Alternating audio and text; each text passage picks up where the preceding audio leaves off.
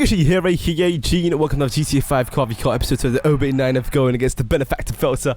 Both these cars at the moment, both of my favorite cars in the game, you know what I'm saying? Because the Feltzer is one of those cars that looks absolutely beautiful, but some people may disagree, and it feels great around corners, you know. You sort of get that predictability compared to the OB9F. OB9F requires a little bit more concentration around corners. It's got a tendency to oversteer a little bit more. That's what you're probably thinking. Obviously, the handling is going to be most likely, obviously, going to be better on the Feltzer than the OB9F. That is the case in this situation. You see here, OB9F requires a little bit more to concentrate with.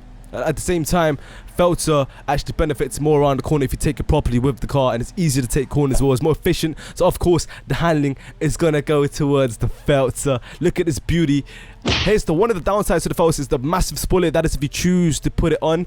When you go around the corners, the little poles and whatnot can actually get tangled with the spoiler, and you may actually end up spinning out. So that's one of the downsides, but that don't matter if you actually pay attention to where your car is going with what line you take. So anyway, acceleration, you see here, OB9F absolutely slaps the butt crease out of the Feltzer. The OB9F is absolutely brilliant on this straight here at the start. You see it just takes off like a bullet. Literally, obviously you get a little bit of rear spins with the Feltzer at the start from a stable positioning.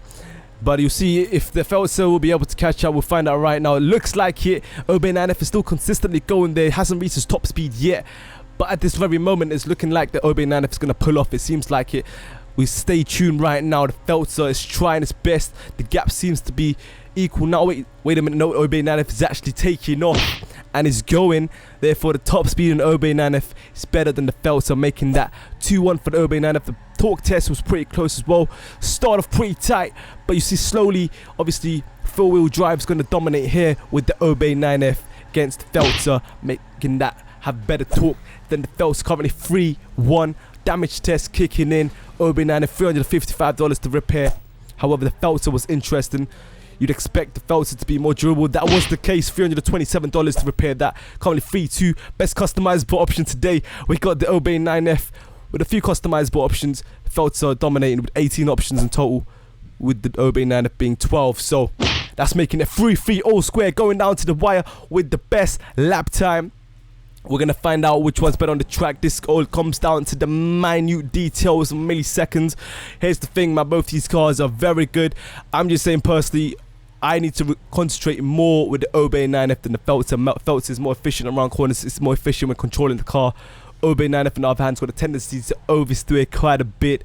So because of that, you got to really concentrate, because the slightest sort of mistakes when going around a corner, if you accelerate too early, you will most likely spin out. And if you do get that drifty feel, you're losing a lot of speed. You're losing that advantage of the acceleration that you get from the OB9F. Therefore, the Feltzer will dominate. So realistically speaking, to perfect the OB9F, you've got to really practice a lot.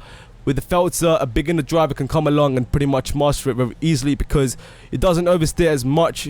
I mean, it does have the tendency to do that, but not as much, not to the extent of the OB9F and the Comet like other cars. It's got a great turning circle, not as much as the OB9F, but still the Feltzer does the job around tight corners. You see it coming at the end of the lap.